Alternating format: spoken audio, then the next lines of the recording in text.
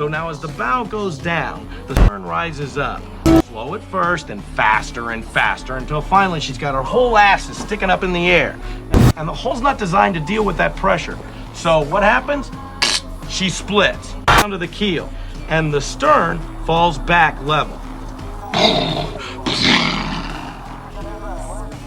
Pretty cool, huh? Thank you for that fine forensic analysis, Mr. Bodine. Of course, the experience of it was somewhat different.